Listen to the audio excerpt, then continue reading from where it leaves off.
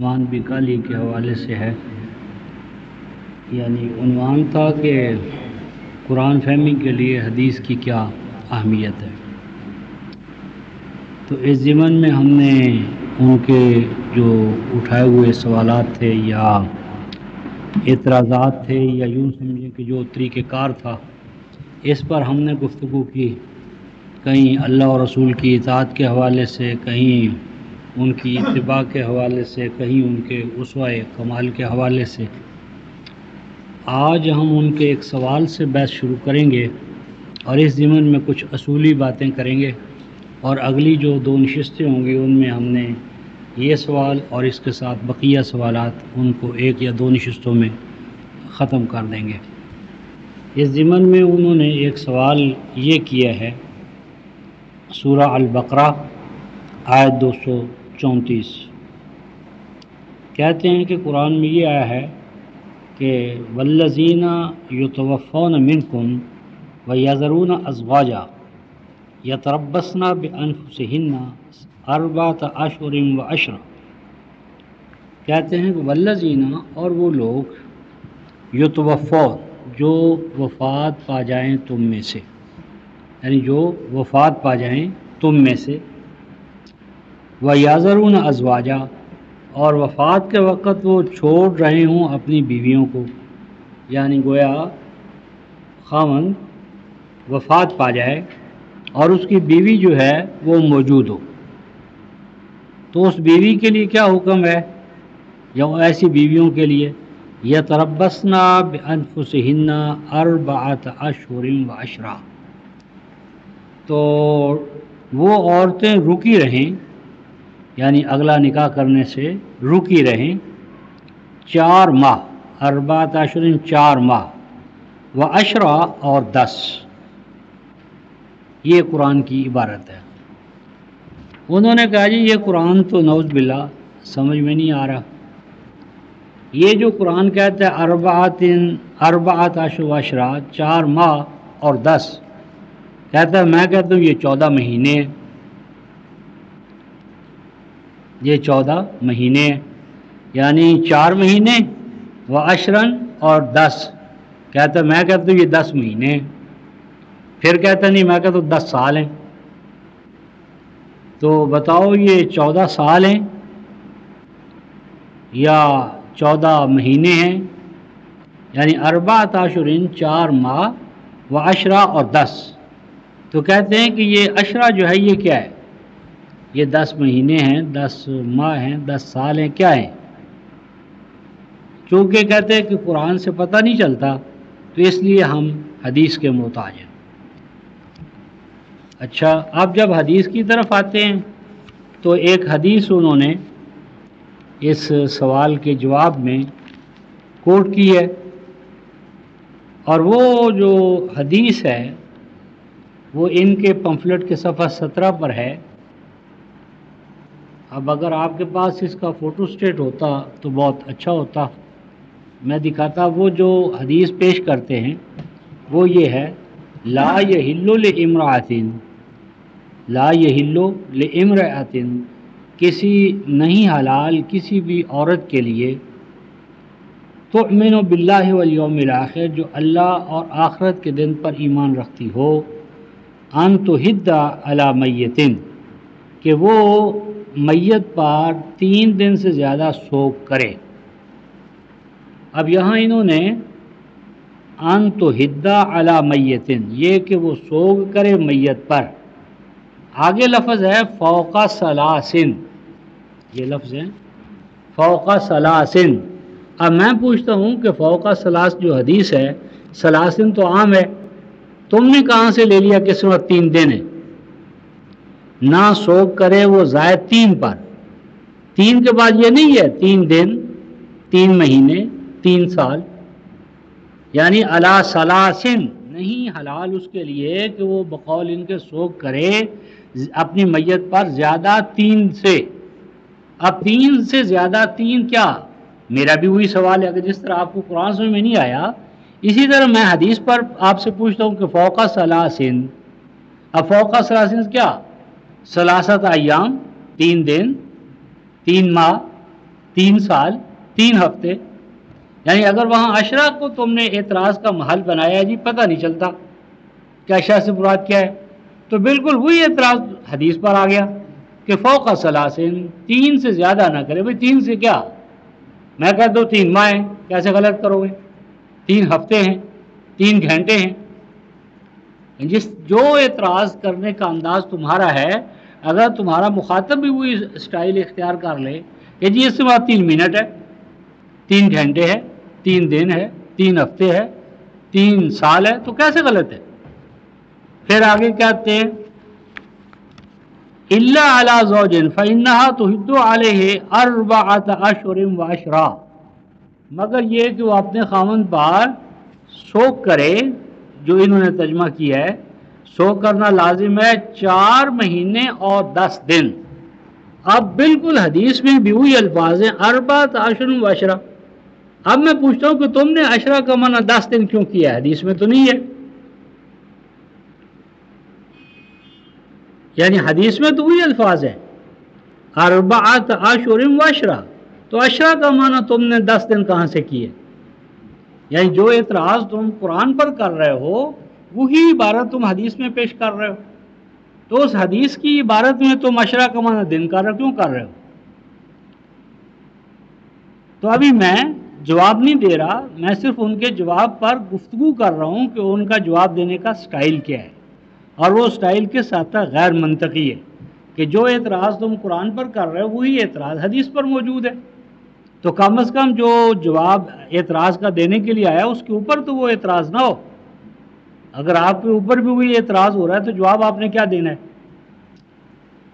تو باقی اس کا جو حقیقی جواب ہے وہ ہم اگلی نشست میں عرض کریں گے، لیکن اس سے پہلے میں چاہتا ہوں کہ یہ ہماری کیسٹیں، آج کیسٹیں کل پمفلٹ بھی بن سکتا ہے، اس لیے میں چاہتا ہوں کہ ضابطے کی کارروائی مکمل ہو، اور آج کی ہماری نشست جو ہے اس جیسے جو سوالات ہیں یا کٹ حجتی ہے اس کا جواب دینے کے لیے پہلے ہم ایک ضابطہ طے کریں۔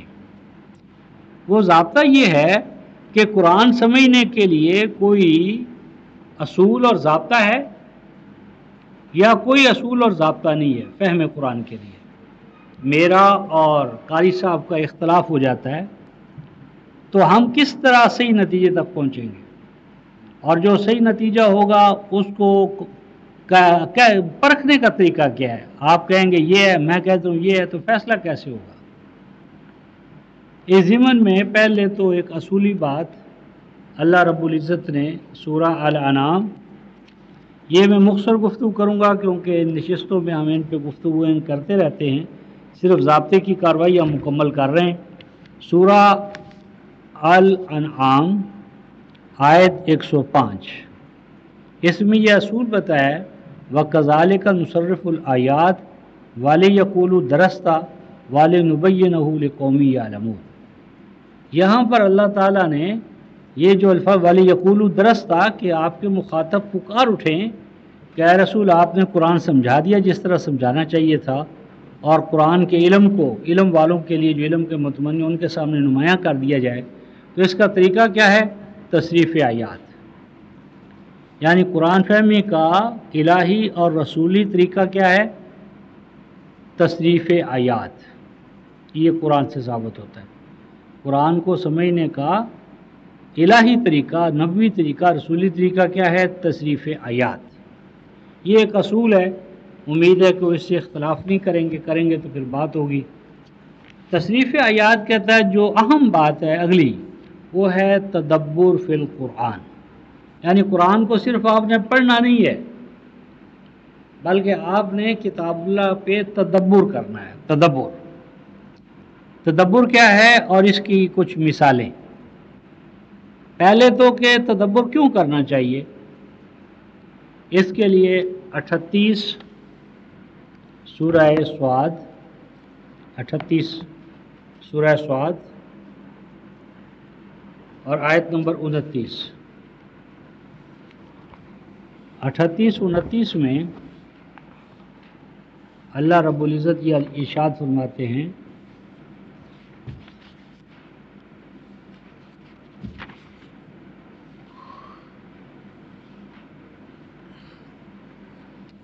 किताबुन अंज़लनाहु इलैका मुबारकुन लियद्दब्बरू आयातिही व लियतज़क्कर उलुल अलबाब। ये कुरान कैसी किताब है जो आपकी तरफ नाज़िल, मुबारक। मुबारक बार अर्ज़ किया जा चुका है कि ये बिरका से है, बिरका हौज़ को कहते हैं, यानी हमारी और आपकी ज़िंदगी के लिए, ईमानी ज़िंदगी के लिए, अखलाकी ज़िंदगी के लिए जितना भी हमें पानी दरकार है, वो पानी जो है वो आब हयात हमें कहाँ से मिलेगा? अल्लाह के इस कलाम से। कलाम इलाही हमारे लिए आब हयात की हैसियत रखता है। इस बाबरकत कलाम के बारे में क्या फरमाया? ले यद्दब्बरू आयातिही, कि इसकी आयतों का सिर्फ आपने पढ़ना ही नहीं है, इन आयतों को अरबात आशुरिन वशरा लफ्ज़ नहीं पढ़ने, बल्कि आपने इस पर तदब्बुर करना है। तदब्बुर वाले यतज़क्कर उलुल अलबाब, और अरबाब फ़िक्र दानिश, बड़े बड़े जो अक्ल वाले हैं, उन्हें चाहिए कि वो इस कुरान से फैज़याब हो। अब यहाँ आया है रफ़्तार तदब्बुर, और तदब्बुर का खिताब है। ये नहीं फरमाया कि अरबों को तदब्बुर करना चाहिए, ये भी नहीं कहा कि उलमा को तदब्बुर करना चाहिए, ये भी नहीं कहा असहाबे रसूल को तदब्बुर करना चाहिए। तदब्बुर का तकाज़ा तमाम उन लोगों से है जिन तक कुरान पहुँचे, वो अरब हों, अजम हों, सहाबा हों, गैर सहाबा हों, आप हों, हम हों, अजमी हों, अरबी हों, जिन तक कुरान पहुँचा है उनसे अल्लाह पाक ने अपनी किताब का ये तकाज़ा, ये हक़ मांगा है कि वो आयात पर तदब्बुर करें। और आयात में कोई इस्तिस्ना नहीं है कि मुहकमात पर करें या मुतशाबिहात पर करें, यानी सब के सब इंसानों से तदब्बुर का मुतालबा है और सब की सब आयतों पर तदब्बुर का मुतालबा है। सब के सब इंसान मुखातब है और सब की सब आयात महल्ले तदब्बुर है। तदब्बुर क्या है? तदब्बुर जो है रफ़्क़ाए मोहतरम, इसका रूट है दाल बेरे, दाल बेरे, और बाब तफ़ाउल है। तो ये क्या है? यद्दब्बर, यानी जिस तरह मैंने अर्ज़ किया था कि अगर आप एक नदी के किनारे खड़े हैं और आपको सेब या खरबूजा या तरबूज आते हुए नज़र आते हैं, तो अब आप उनको पकड़ लेते हैं और आपकी भूख वक़्त की मिट जाती है। लेकिन सवाल पैदा होगा कि अब तो आपने आम खा लिए या सेब खा लिए, कल क्या होगा? तो इसके लिए आपको क्या करना होगा? आपको वो जिधर से तरबूजे या खरबूज या फल आए हैं, आपको उसका पीछा करना पड़ेगा, ताक़ुब करना पड़ेगा। ताक़ुब करें, पीछे चलें ताकि आप रूट्स तक पहुँच जाए। यानी जहाँ से मसलन अब आपने आग देखी, कहीं धुआं उठता देखा, तो अब धुएँ का जो उठना आपको नज़र आया है, अगर आप उसका ताक़ुब करें कहाँ से धुआं उठ रहा है, आप एक शोर सुनते हैं, आप एक आग लगी हुई देखते हैं। अब अगर आप जहाँ आग लगी है आपको नज़र आ रहा है ऊपर रोशनी, तो अगर आप उसका ताक़ुब करेंगे, करते चले जाएंगे, या मसलन आप देखते थे ख़तीब की कहीं से आवाज़ आ रही है, तो अगर आप उस आवाज़ का ताक़ुब करें, या मसलन किसी जगह आपने मसलन कोई जानवर पकड़ा है और जानवर के आपको निशानात नज़र आ रहे हैं गुज़रने के, या मसलन चोरी हो गई है और चोर के निशानात नज़र आ रहे हैं, तो अगर आप चोर के निशानात का ताक़ुब करते चले जाएं, तो ताक़ुब करते करते आखिर आप उस स्टेज पर, मुकाम पर जा पहुँचेंगे जहाँ चोर होगा या चोर का आता पता होगा या चोर के पकड़े जाने के क्राइन मौजूद होंगे। तो तदब्बुर क्या है? किसी चीज़ का इस तरह पीछा करना कि पीछा करते करते करते करते हम असल नस्बुल ऐन तक, मकसद तक पहुँच जाएं। अब मसलन फ़र्ज़ कर लें कि अब आप एक भैंस का लफ्ज़ सुनते हैं, भैंस, तो क्या भैंस का लफ्ज़ सुनकर आपका मकसद पूरा होता है? यानी भैंस की जगह पर आपको भैंस का लफ्ज़ दे दिया जाए, काफ़ी है? आपने रोटी खा ली है, रोटी की जगह रोटी का लफ्ज़ आपको दे दें, یعنی جتنے بھی الفاظ ہیں یہ دراصل پیچھے ان کے کیا ہیں؟ حقیقتیں ہیں۔ روٹی ہے لفظ، اور اس کے پیچھے کیا ہے؟ روٹی ایک حقیقت ہے۔ بھینس ہے تو اس بھینس کے پیچھے ایک بھینس بالفعل حقیقی طور پر موجود ہے۔ اب روٹی کا لفظ سنیں تو روٹی تک پہنچے، اچھا روٹی تک اگر پہنچ جائے لیکن اسے کھائیں نہیں، یا کھائیں اور ساتھ ہی اس کو نکالتے چلے جاؤ، بد پرہیزی دوائی لی اور اوپر سے بد پرہیزی شروع کر دی، تو یعنی لفظ ہوگا تو لفظ کے پیچھے معنی ہوگا، معنی کو حاصل کرنا ہوگا، حاصل کرنے کا کوئی طریقہ ہوگا، اس کا کوئی مقصد ہوگا، کوئی طریقے کا، ان تمام مراحل کو طے کرنا جو ہے وہ کیا ہے؟ تدبر ہے۔ تو آپ نے الفاظ الہی کو لینا ہے، سب سے پہلے الفاظ الہی سے معنی کو لینا ہے، معانی سے مقاصد کو لینا ہے، مقاصد سے طریقہ کار کو لینا ہے، اور طریقہ کار سے میں جن جن چیزوں سے پرہیز کرنے کو کہا جائے ان کو پرہیز کرنا، ان سے پرہیز کرنا ہے، اور جن کو اڈاپٹ کرنے کو کہا گیا ان کو اڈاپٹ کرنا ہے۔ یہ تمام مراحل جو ہیں یہ طے ہوں گے تو کیا ہوگا؟ تدبر۔ اب اس کے ساتھ 47 24 دیکھیں، 47 24 سورہ محمد آیت نمبر 24۔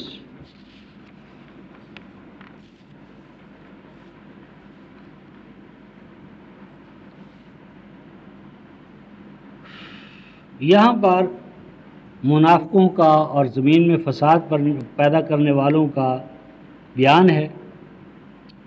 یہ فہل عصیتم ان تولیتم ان تفسدوا فی الارض وتقطعوا ارحامکم اولئک الذین لعنهم اللہ فاصمهم واعمی ابصارهم افلا یتدبرون القرآن ام علی قلوب اقفالها۔ فرمایا کیا ایسا تو نہ ہوگا، منافقوں سے ذکر ہے کہ اگر تمہیں اقتدار مل جائے، تولیتم کے دو معنی، ایک تو اقتدار مل جائے اور دوسرا بیک آؤٹ ہو جاؤ، کہ اگر تمہیں اقتدار مل جائے یا تم بیک آؤٹ ہو جاؤ تو پھر کیا ہوگا کہ زمین میں فساد برپا کرنے لگو اور اپنے بھائی بندوں کو ٹکڑے ٹکڑے کرنے لگو۔ یہی وہ لوگ ہیں کہ جو اللہ کی لعنت میں آئیں گے، اور اللہ کی لعنت میں آنے والی قوم کون ہوتی ہے؟ فَأَصَمَّهُمْ وَأَعْمَى أَبْصَارَهُمْ، جن کے کان کلمہ حق کو نہیں سنتے اور جن کی آنکھیں اللہ کی آیات کو نہیں دیکھتی۔ اللہ کی آیات کو نہ دیکھنا اور اللہ کی آیات کو نہ سننا یہ ملعون قوم کی پہچان ہے۔ آگے کیا فرمایا؟ افلا یتدبرون القرآن، یہی ملعون قوم کہ جن کی آنکھیں آیات نہیں دیکھتی اور کان آیات نہیں سنتے، یہی وہ لوگ ہیں جو قرآن پر تدبر نہیں کرتے۔ افلا یتدبرون القرآن، یہ لوگ وہ ہیں جو قرآن پر تدبر نہیں کرتے۔ ام علی قلوب اقفالها، تو کیا تدبر اس لیے نہیں کرتے کہ انہوں نے اپنے دماغوں پر تدبر نہ کرنے کے تالے چڑھا لیے؟ یعنی فیصلہ کا جیسا تالا لگ جائے تو وہ بند ہو جاتا ہے، تو انہوں نے فیصلہ کر لیا کہ ہم نے تو تدبر کرنا ہی نہیں۔ تو یہ تدبر فی القرآن اگر ترک ہو جائے تو قوم میں نفاق آئے گا اور قوم میں فتنہ ارتداد پیدا ہوگا۔ اور پھر 23-68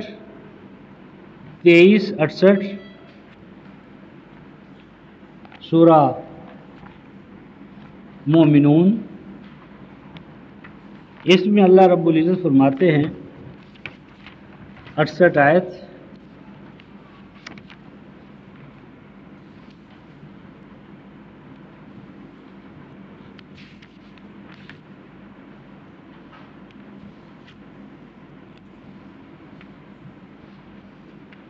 یہ بہت لمبا مترفین کا بیان ہے۔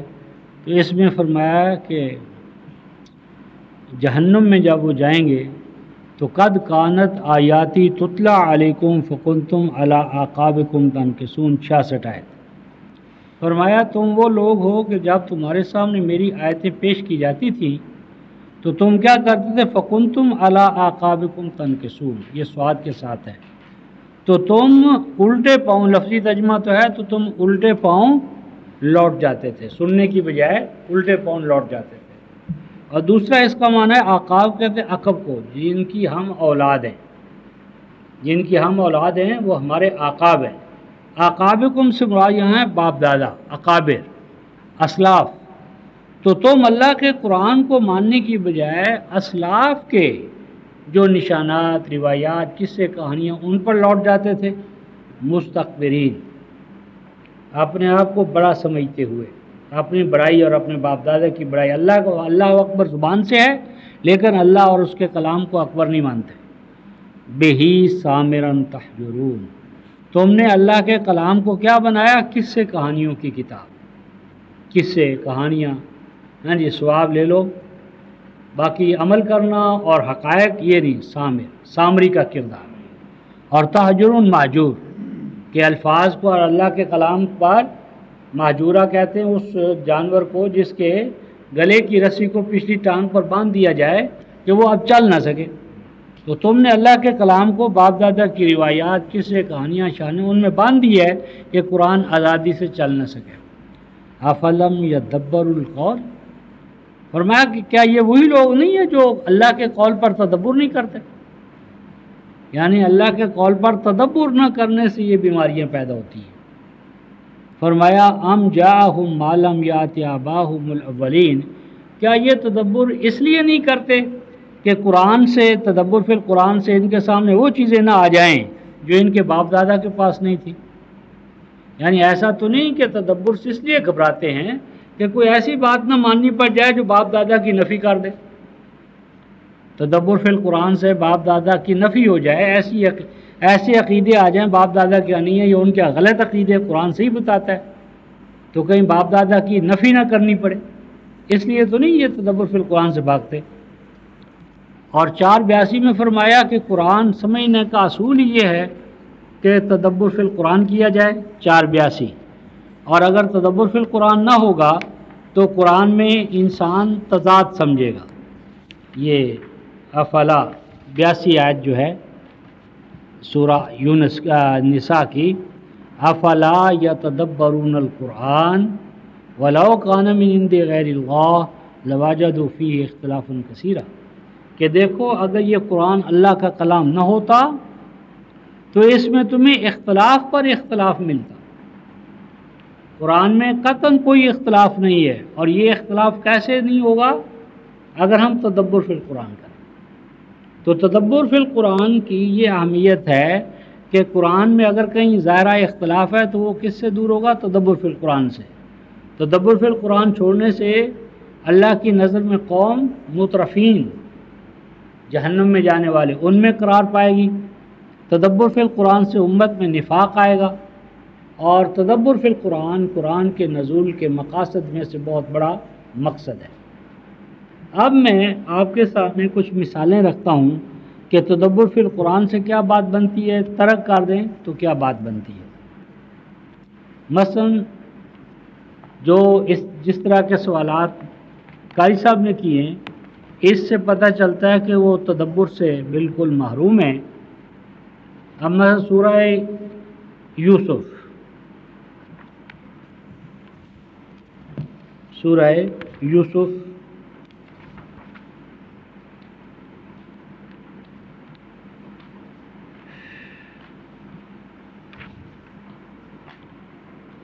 سورہ یوسف آیت نمبر 80،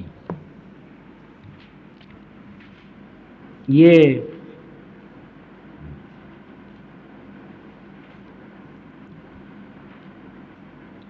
آیت یہ ہے فَلَمَّا اسْتَيْأَسُوا مِنْهُ خَلَصُوا نَجِيًّا۔ سیدنا یوسف علیہ السلام کے جو بھائی تھے انہوں نے اپنے بھائی بنیامین کو، جس سے نام بنیامین آیا ہے، اور ہم یہ جو بنیامین کا نام لے رہے ہیں تو یہ قرآن میں نہیں ہے، تو لوگوں کے ہاں وہ بنیامین کے نام سے معروف ہے۔ اگر کوئی کہتا ہے نام نہ لو تو ہمارے لیے کوئی مسئلہ نہیں ہے، ہم نہیں لیتے نام، نام کا لینا یا نہ لینا کوئی مسئلہ نہیں ہے۔ اگر وہ مسئلہ ہوتا تو قرآن اس کا ذکر کرتا۔ تو جب وہ مایوس ہو گئے کہ اب یہ تو چھوٹنے والے نہیں ہیں، تو انہوں نے ایک خصوصی کمیٹی بلائی اپنے بھائیوں کی، اور مشاورت کی کہ اب بھی کیا کرنا چاہیے۔ تو ان کا قال کبیرہم، ان کے بڑے نے ان سے کہا کیا تمہیں معلوم نہیں کہ تمہارا باپ تم سے اس مسئلے میں عہد و پیمان لے چکا ہے، اور اس سے پہلے تم یوسف کے حوالے سے بھی ایک زبردست کوتاہی کر چکے ہو۔ اس کو جب باپ سے لیا تھا تو کہا تھا کہ ہم اس کی حفاظت کریں گے، لے کر آئیں گے، تو اب جاؤ تم، میں تو یہ جگہ چھوڑنے والا نہیں ہوں، یا تو باپ مجھے اجازت دے کہ تم آ جاؤ، بری و ذمہ ہو، یا کوئی اور صورت پیدا ہو جائے اور تم اپنے باپ کے پاس جاؤ، ارجعوا الی ابیکم، باپ کے پاس جاؤ اور کہو کہ ابا جان آپ کے بیٹے نے چوری کی ہے، اور ہم تو وہی جانتے ہیں جو کچھ ہمارے سامنے ہوا، وما كنا للغیب حافظین، اور ہم نہیں جانتے کہ اس کے بیک گراؤنڈ میں کیا بات ہے کیا نہیں ہے۔ اب یہ بات جو ہے رفقہ محترم آیت نمبر 81 تک 80-81 میں جو آ رہی ہے، یہ کہاں کی بات ہو رہی ہے جاؤ بھائی؟ مصر کی، کیونکہ وہ مصر میں گئے اناج اور غلہ لینے کے لیے، اور مصری میں یہ بات ہو رہی ہے۔ اب اس کے بعد آیت 81 میں کیا آ رہا ہے؟ 82 میں وَاسْأَلِ الْقَرْيَةَ الَّتِي كُنَّا فِيهَا وَالْعِيرَ الَّتِي أَقْبَلْنَا فِيهَا وَإِنَّا لَصَادِقُونَ۔ اب یہ وَاسْأَلِ الْقَرْيَةَ کون کہہ رہے ہیں؟ کون کہہ رہے ہیں؟ بھائی کس کو کہہ رہے ہیں؟ تو باپ تو زیر بحث ہی نہیں ابھی آیا۔ ہاں یعنی ابھی تو بات مصر کی ہو رہی ہے کہ وہ مصر تھے، انہوں نے کہا ارجعوا الی ابیکم، باپ کے پاس جاؤ، ہیں؟ ہاں وہ تھے کنعان، موجودہ جو عراق یا شام ہے۔ ارجعوا الی ابیکم، واپس جاؤ اپنے باپ کے پاس اور اسے یوں کہو یہ جو بات ہے۔ اب یہاں پر حافظین کے بعد یہ انڈرسٹوڈ ہے کہ وہ چلے گئے، فیصلہ ہو گیا، فیصلے کے نتیجے میں وہ چلے۔ اب چلنے پر وہ کتنے دن ان کو لگے؟ اس دور میں گدھوں پر، گھوڑوں پر، خچروں پر، اونٹوں پر سفر ہوتا تھا اور قافلے کی شکل میں چلتے تھے کاروان۔ تو وہ چلے، وہ پھر چل کر کہاں آئے؟ باپ کے پاس آئے۔ باپ کو انہوں نے سارا معاملہ بتایا بھی یہ معاملہ ہو گیا ہے۔ تو اب وہ باپ یقین نہیں کرتا، باپ یقین نہیں کرتا تو بیٹے اس کو کہتے ہیں وَاسْأَلِ الْقَرْيَةَ، آپ جا کر بستی سے پوچھیں۔ تو کیا بستی بولا کرتی ہے؟ اور بھائی وہ کہہ رہے ہیں بستی سے جا کر پوچھ لیں، تو بستی کی زبان ہوتی ہے، لفظ تو بول رہے ہیں بستی کا، اور مراد کون ہے؟ اہل القریہ، مراد کیا ہے؟ بستی والے۔ اور اگر قاضی صاحب کی دلیل لے لے تو کہیں نہیں جو اس دور میں بستیاں بولتی ہوں گی، یا نبی بستیوں سے بات کر سکتے ہوں گے، ان کا معجزہ ہو، یعنی جو منطق ان کی ہے اس منطق سے کوئی بعید نہیں کہی نبی کے لیے بستی بول سکتی تھی۔ لیکن آگے فرمایا التی کننا فیہا، اس بستی سے پوچھو جس میں ہم رہے ہیں، یعنی یہاں بستی سے مراد وہ کیپٹل سٹی ہے جہاں پر یہ بھائی غلہ لینے کے لیے گئے تھے مصر میں۔ اور پھر فرمایا والعیر التی اقبلنا فیہا، عیر آریت، جو آریت یعنی کرائے پر جو سواریاں چلتی ہیں، مراد اونٹ، گدھے، گھوڑے، اور مراد یہاں بھی اہل العیر ہے یعنی قافلے والے، ان سے پوچھو التی اقبلنا فیہا، جن کے ساتھ ساتھ ہم آئے ہیں، وَإِنَّا لَصَادِقُونَ، ہم بالکل سچے ہیں، ہمارے اس بیان میں کوئی جھوٹ نہیں ہے۔ اب دیکھیے یہ جو ہم نے کہا تھا کہ یہ مصر کی بات نہیں ہے، کنعان کی بات ہے، آگے دیکھیے کیا قرآن کہتا ہے قَالَ بَلْ سَوَّلَتْ لَكُمْ أَنفُسُكُمْ أَمْرًا فَصَبْرٌ جَمِيلٌ عَسَى اللَّهُ أَن يَأْتِيَنِي بِهِمْ جَمِيعًا إِنَّهُ هُوَ الْعَلِيمُ الْحَكِيمُ۔ قَالَ، کہا، کس نے کہا؟ باپ نے۔ باپ نے کہا، کیا کہا؟ سَوَّلَتْ لَكُمْ أَنفُسُكُمْ أَمْرًا، یہ بھی تمہاری گھڑی ہوئی بات ہے، میں اس کو بھی نہیں مانتا، لیکن صبر جمیل سے کام لوں گا۔ میں امید کرتا ہوں کہ اللہ بنیامین کو بھی اور یوسف کو بھی اور بڑے بیٹے کو بھی جو اب رک گیا ہے، یہ سب کسی نہ کسی طرح میرے پاس آئیں گے، وہ علم والا، حکمت والا ہے، یعنی ان کو اس کے پیچھے کچھ اور نظر آیا۔ اب دیکھنا یہ ہے کہ یہ جو دو آیتیں آپس میں ملی ہوئی ہیں، ان میں زمانی کتنا بود ہے؟ زمانی کتنا بودھ ہے، اور وہ قرآن ساتھ ساتھ ان کو بیان کر رہا ہے، تو یہ بودھ کس طرح سمجھ میں آئے گا؟ تدبر فی القرآن سے۔ اگر تدبر فی القرآن کریں گے تو بات کو سمجھیں گے، اگر تدبر فی القرآن کا پلہ یا پتہ کاٹ دیا تو سمجھ نہیں سکیں گے۔ اب ایک اور مثال، 51 سورہ، سورہ ذاریات،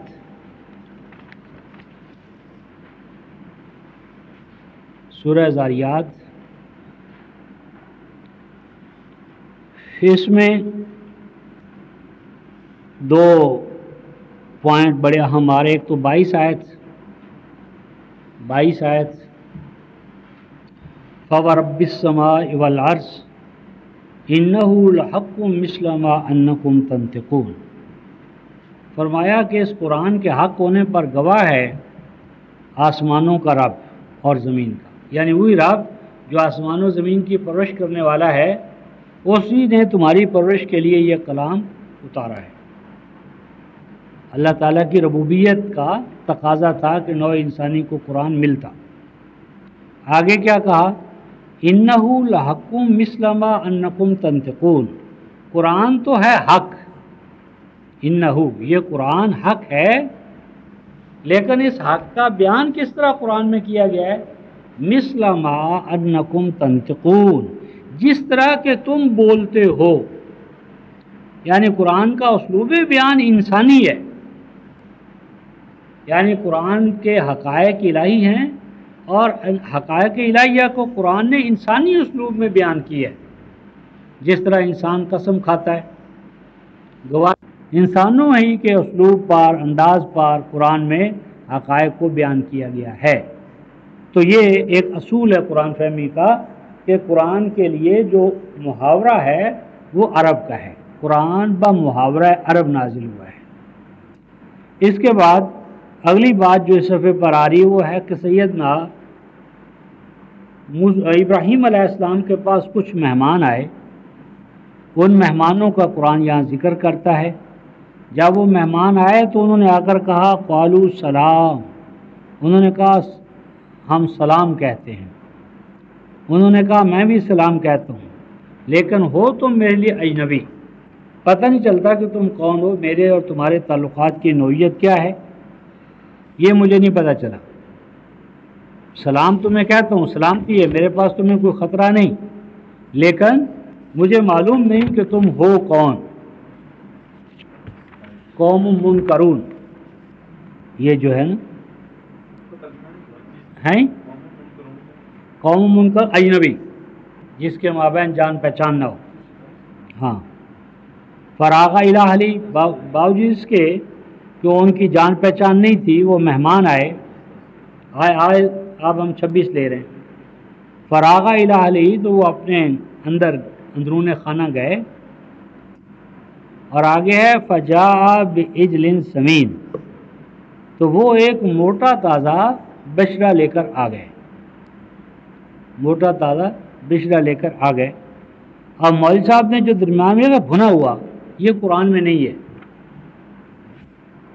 بھنا ہوا یہ قرآن کا لفظ نہیں ہے، قرآن میں تو ہے بعجل سمین، موٹے تازے بچڑے کو لے کر آ گئے۔ فقربہ الیہم، انہوں نے اس موٹے تازے بچڑے کو ان کے قریب کیا۔ قال الا تاکلون، کہنے لگے تم اسے کھاتے کیوں نہیں ہو، کھاؤ اس کو۔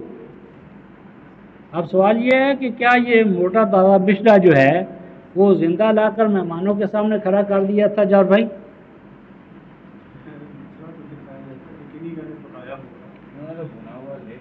یہ نہیں بھنا ہوا تو انہوں نے اپنی طرف سے داخل کیا، قرآن میں نہیں ہے، یعنی لفظ یہ کیا ہے کہ بھئی انہوں نے آ کر کہا کھاتے کیوں نہیں، کھانے کا لفظ قرینہ ہے کہ انہوں نے اس کو ذبح کیا، پکایا، اور پکانے کے بعد انہوں نے زمین پر تو نہیں ڈال دیا ہوگا، لازمی بات ہے جو ان کے پاس دسترخوان کے جو آداب تھے، ظروف تھے، برتن تھے، یعنی برتنوں میں انہوں نے اس کو رکھا ہوگا، پلیٹوں میں چنا ہوگا، دسترخوان پر رکھا ہوگا، پھر کہا ہوگا بھی آؤ اس کو کھاؤ، لیکن ان میں سے کوئی چیز لفظوں میں بیان نہیں ہوئی۔ ہاں ہم کہہ سکتے ہیں کہ بھئی کیسا بتائیں کہ ہو سکتا ہے وہ زندہ ہی لا کر کھڑا کر دیو،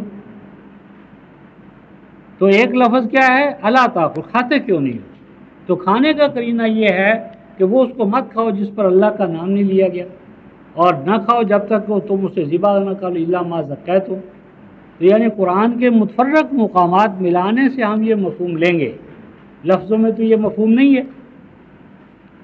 تو اسی طرح قاری صاحب کو اربعۃ اشہر و عشرہ یعنی 4 ماہ اور 10، میں اگر کسی کو کہوں بھائی تم نے مجھے 309 دینے ہیں، 309، میں نے کتنے پیسے تمہیں دے، تم کہہ دو 350، کتنے روپے آپ لیں گے؟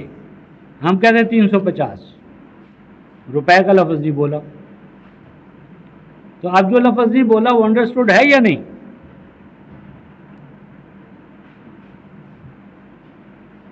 یعنی 350 روپے نہیں میں بولتا، تو اب 350 روپے ہی ہوں گے، من تو نہیں ہوں گے، اشرفیاں تو نہیں ہوں گی۔ یعنی جو موقع محل ہوتا ہے وہ قرینہ ہوتا ہے، اور اس قرین بہرحال یہ اس لیے مثال دی تھی کہ یہاں پر قرآن نے فَبِعِجْلٍ سَمِین، موٹا تازہ بشرا لے کر آ گئے۔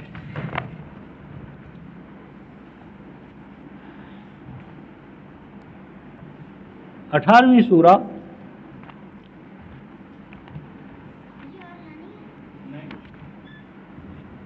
سورہ الکہف،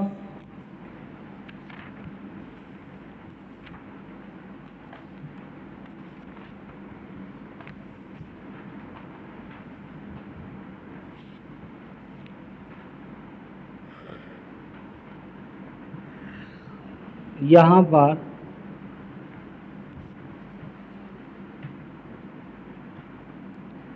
یہ 67 آیت ہے، یہ کیا ہے؟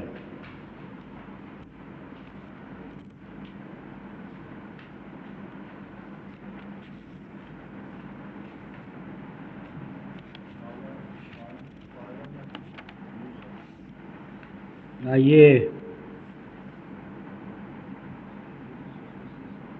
ہیں 77 آیت کے 1877، ہاں فَانْطَلَقَا حَتَّىٰ إِذَا أَتَيَا أَهْلَ قَرْيَةٍ، وہاں سے چل پڑے یہاں تک کہ ایک بستی والوں کے پاس آئے، اور آ کر انہوں نے ان سے کھانا طلب کیا، انہوں نے انکار کر دیا کہ وہ ان کو مہمان بنائیں۔ 77 انکار کر دیا۔ فَوَجَدَ فِيهَا جِدَارًا، تو ان دونوں نے وہاں پر ایک دیوار پائی، دیوار، اور دیوار کے بعد قرآن کہتا ہے یُرِیدُ أَن يَنقَضَّ، لفظی ترجمہ کیا ہے؟ وہ دیوار ارادہ کر رہی تھی کہ گر جائے، یُرِیدُ، وہ دیوار ارادہ کر رہی تھی۔ تو سوچنے والی بات ہے، کیا دیوار بھی ارادہ کرتی؟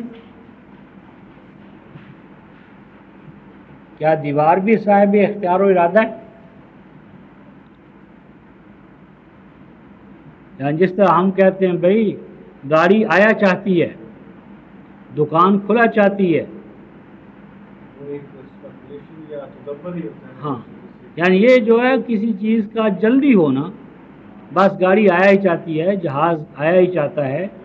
تو اب یہاں پر جو چاہنے کا لفظ ہے وہ ہم گاڑی یا جہاز کے لیے بول رہے ہیں، حالانکہ وہ تو بے اختیار ہے، بے ارادہ ہے۔ تو یہ بھی کیا ہے؟ یہ زبان کا روزمرہ ہے، محاورہ ہے۔ اب یہاں قرآن یرید ان ینقض، قریب تھا، ارادہ کر رہی تھی دیوار کہ بس گر پڑے، یعنی گر جانے کا ارادہ کر رہی تھی۔ یعنی اب لفظ ارادہ ہے جو صاحب اختیار و ارادہ کے لیے استعمال ہوتا ہے، لیکن قرآن بے جان دیوار کے لیے وہ لفظ استعمال کر رہا ہے۔ 293 دیکھیں سورہ البقرہ.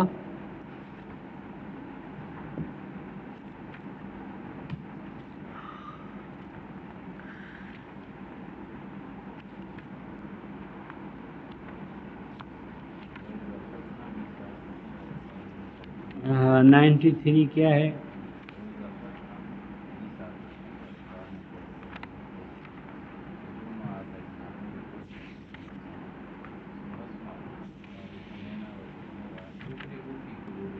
ہاں اشربوا فی قلوبہم العجل. اچھا جی، تو اب یہاں پر قرآن یہ کہہ رہا ہے کہ جب ہم نے تم سے معاہدہ کیا، اذا اخذنا میثاقکم، جب ہم نے تم سے عہد لیا،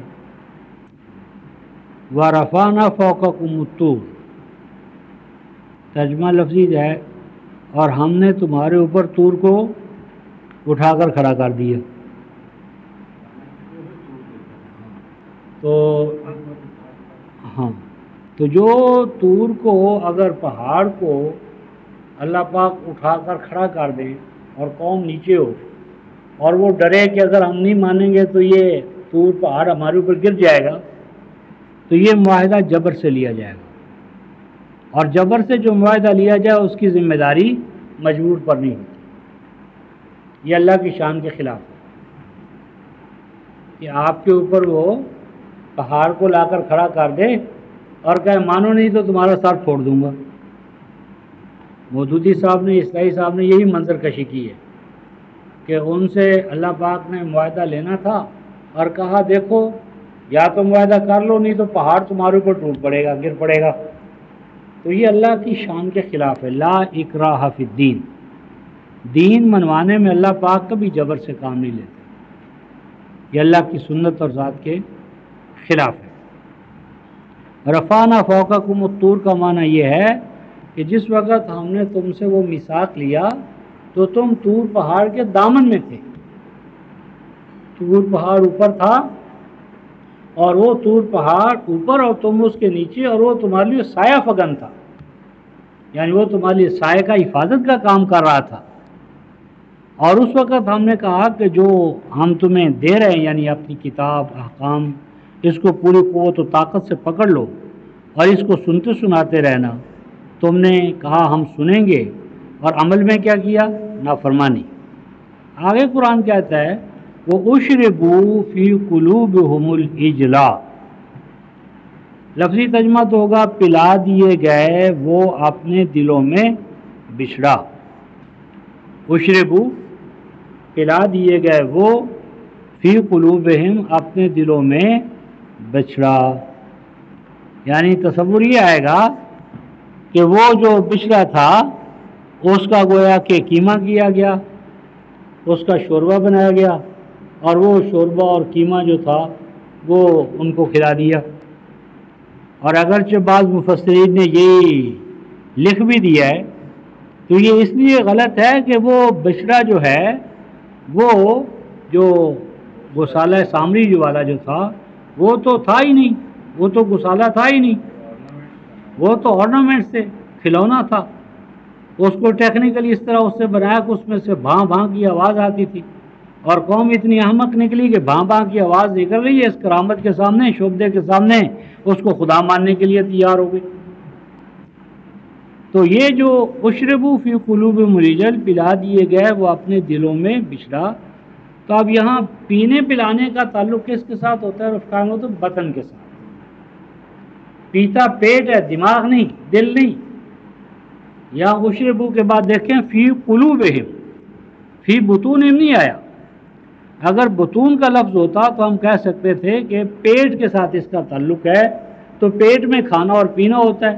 لیکن یہاں قرآن فی قلوبہم کہتا ہے تو دلوں کے اندر جو چیز پلائی جاتی ہے وہ کیا ہوتی ہے؟ محبت ہوتی ہے، محبت، عقیدت. تو یہاں قلوب کے ساتھ پلانے کا جو تعلق ہے وہ محبت ہے، یعنی ان کے اندر گوسالہ پرستی کی محبت جو تھی وہ رچ بس گئی.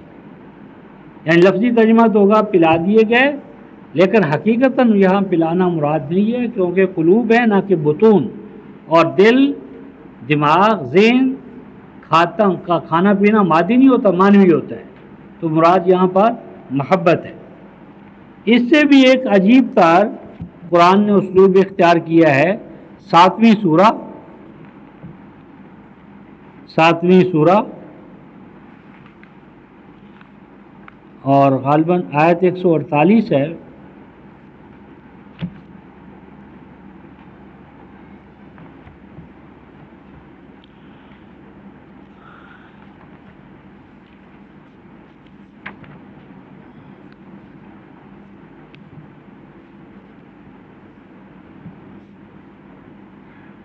آیت 148 وَاتَّخَذَ قَوْمُ مُوسَىٰ مِن بَعْدِهِ مِنْ حُلِّيِّهِمْ عِجْلًا جَسَدًا لَهُ خَوَارٌ۔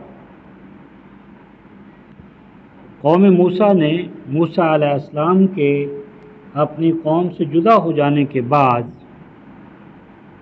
اپنے زیوروں سے، من حلیہم، اپنے زیوروں سے بنا لیا ایک بچھڑا، عجلن، اور وہ بچھڑے کا ڈھانچہ تھا، بچھڑا نہیں تھا، عجلن جسدن، بچھڑا بنایا، کیا ڈھانچہ ہی ڈھانچہ تھا بچھڑے کا، لہو خوار، اور اس میں سے بھاں بھاں کی آواز نکلتی تھی۔ قرآن کہتا ہے کہ انہوں نے اس کو خدا تو بنا لیا، لیکن اس بار اولم یرا، انہوں نے کیوں نہ سوچا، انہو لا یکلمہم، کہ نہ تو وہ ان سے کلام کرتا ہے، ولا یہدیہم سبیلا، اور نہ ان کو راستہ بتاتا ہے۔ یعنی خدا کا، اللہ کا ایک ہم سے جو ماننے کا تقاضا کیا ہے کہ وہ اپنے بندوں سے کلام کرے اور اپنے بندوں کو مشکلات سے نکالے، ان کی رہنمائی کرے۔ آگے کیا فرمایا، وَلَمَّا سُقِطَ فِي أَيْدِيهِمْ وَرَأَوْا أَنَّهُمْ قَدْ ضَلُّوا قَالُوا لَئِن لَّمْ يَرْحَمْنَا رَبُّنَا وَيَغْفِرْ لَنَا لَنَكُونَنَّ مِنَ الْخَاسِرِينَ۔ سُقِطَ فِي أَيْدِيهِمْ، کیا ترجمہ کیا انہوں نے؟ اب دیکھو، سوکیتا کا معنی سقط کہتے گر جانا، سقوط ڈھاکہ نہیں سنا آپ نے؟ سقوط ڈھاکہ، سقوط کا معنی گر جانا، ڈھہ جانا۔ لفظی ترجمہ تو ہوگا لما سوکیتا فی ایدیم، جب گر پڑی، ڈھہ گئی کوئی چیز ان کے ہاتھوں میں۔ سوکیتا فی ایدیہم، جب گر پڑی کوئی چیز ان کے ہاتھوں میں۔ اب یہاں سوکیتا فی ایدیہم جو ہے یہ عربی زبان کا محاورہ ہے۔ اردو میں ہم کہتے ہیں ہاتھوں کے لالے اڑ گئے، لالے پڑنا یا لالے اڑ جانا، طوطے اڑ جانا۔ طوطے اڑنا محاورہ ہے یا نہیں؟ طوطے اڑنا کیا معنی؟ یعنی طوطے اڑ جانے کا معنی یہ ہے کہ جو خبر دینے والا تھا، جس کی بولی سنی ہوئی، اڑ گیا، ہاتھ کے طوطے اڑ گئے۔ یعنی ہاتھ میں آدمی نے سکھایا ہوتا ہے طوطے کو، اور وہ طرح طرح کی بولیاں بولتا ہے، وہ سن کر بھی خوش ہوتا ہے اور دائیں بائیں بھی اس کو داد ملتی ہے۔ اور اگر ہاتھ میں بٹھایا ہوا طوطا اڑ گیا تو کیا ہوا؟ ذلت، ندامت، ناکامی، نامرادی۔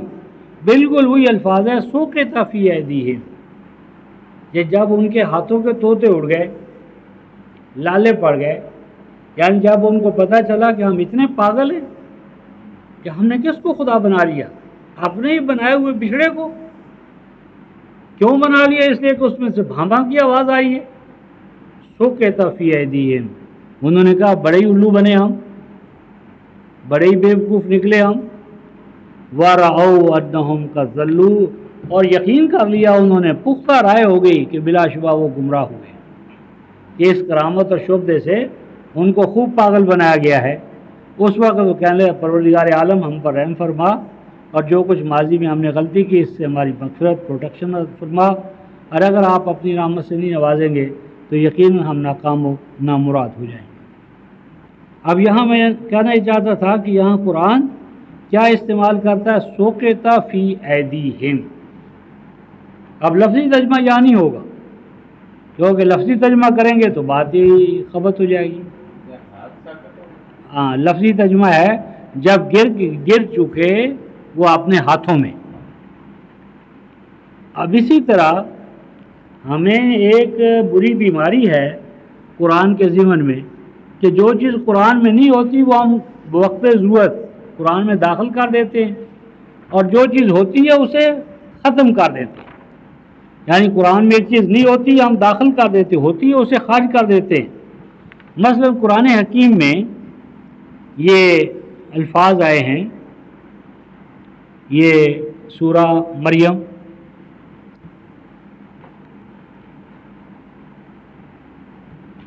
سورہ مریم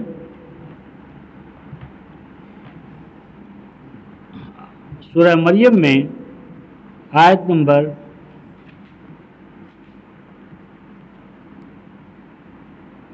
یہ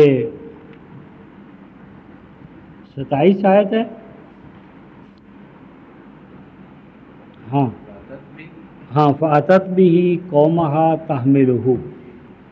یہ اگر آپ شاہ رفیع الدین اور شاہ عبد القادر کا ترجمہ لیں گے اور شاہ اشرف علی تھانوی اہل روایات، تو اس کا ترجمہ کرتے ہیں وہ ان کو مسیح کو گود میں اٹھا کر لائی۔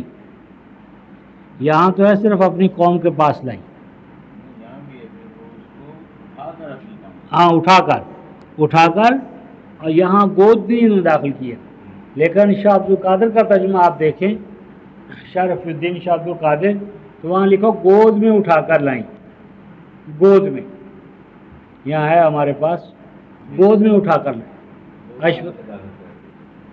اب وہ چونکہ وہ قرآن میں تو نہیں ہے، لیکن مولوی صاحب نے اس کو معجزہ بنانا ہے۔ معجزہ کیسے بنے گا اگر گود میں نہیں ہوگا اور گود میں کلام نہیں کرے گا بچہ؟ تو کسی نے کہا دو کیا 4 روٹیاں، انہوں نے کہا 4 تو صحیح ہے، روٹیاں کہاں سے؟ انہوں نے کہا مجھے بھوک لگی ہے، تو بھوک ہے مجھ سے 4 کے بعد روٹیاں کہلوایا۔ تو اسی طرح تحملہ کا معنی گود میں اٹھا کر لائیں، یہ ہمارے قدیم مترجمین نے کیا تھا، یہ اور ایک جو اور دوست بزرگ ہے جنہوں نے گود کا لفظ حذف کر دیا۔ اب ایک مقام 27 دیکھیں، ہاں سورہ نمل،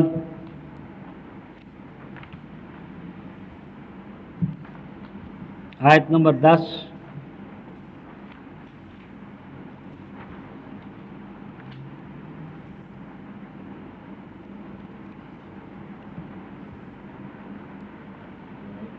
ہاں وَأَلْقِ عَصَاکَ، اور لفظی ترجمہ تو ڈال دے اپنے عصا کو، لاٹھی کو۔ فَلَمَّا رَآهَا تَهْتَزُّ، جب دیکھا انہوں نے، موسیٰ نے، اس عصا کو، آگے کیا ہے؟ تہتز، گویا وہ ہل رہا ہے، حرکت کر رہا ہے، اہتزاز ہے اس میں۔ آگے کأنہا جانن، کأنہا جانن، گویا کہ وہ سانپ ہے۔ اب یہاں لفظ ہے کأنہا، گویا کہ۔ اب بتائیں وہ سانپ تھا؟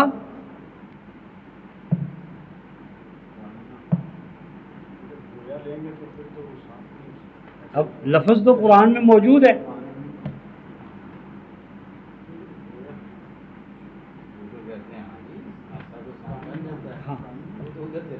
لیکن قرآن کہتا ہے وہ تو سانپ نہیں تھا، سانپ کی طرح تھا۔ اب قرآن کہتا ہے کاننا، گویا کہ وہ سانپ تھا، لیکن ہماری امت کے دیوبندی، بریلوی، اہل حدیث سب کہتے نہیں وہ تو سانپ بن گیا تھا۔ یعنی لفظ کانہا موجود ہے اور اس کے باوجود وہ ذہن میں قائم ہی نہیں ہوتا۔ معجزہ پرستی نے اس حد تک ذہن کو معوف کر دیا ہے کہ موجود لفظ غائب، اور وہاں پر موجود لفظ نہیں ہے گود، اور داخل کر دیا۔ یعنی موجود نہیں ہے داخل کر دیا، موجود ہے اور غائب کر دیا۔ ذہنوں سے صدیوں سے ذہن بن گیا نہیں صاحب وہ تو واقعی یہی تھے، ہم کیسے مان لیں کہ وہ سانپ نہیں بنا تھا۔ اب 74 سورہ دیکھیں، سورہ مدثر،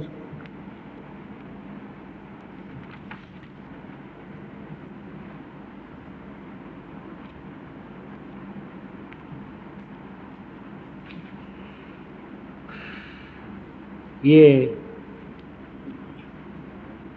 74 سورہ کی آیت 50 اور 49، فَمَا لَهُمْ عَنِ التَّذْكِرَةِ مُعْرِضِينَ كَأَنَّهُمْ حُمُرٌ مُّسْتَنفِرَةٌ فَرَّتْ مِن قَسْوَرَةٍ۔ فَمَا لَهُمْ عَنِ التَّذْكِرَةِ مُعْرِضِينَ، ان کو کیا ہو گیا ہے کہ یہ قرآن، تذکرہ قرآن کا نام ہے، کہ یہ قرآن سے کنی کترا رہے ہیں، روح گردیں بھاگ رہے ہیں۔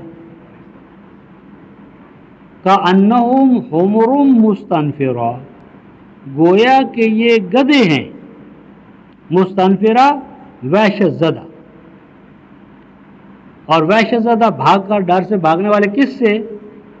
فرت من قسورہ، قسورہ کہتے ہیں شیر ببر، شیر ببر سے جس طرح گدھے بھاگتے ہیں، کوئی شیر کے سامنے گدھا کھڑا نہیں ہوتا۔ اب یہاں قسورہ کس کو کہا ہے؟ قرآن کو، اور گدھے کن کو کہا ہے؟ قرآن سے بھاگنے والوں کو۔ تو سوال یہ کہ کیا قرآن واقعی شیر ہے؟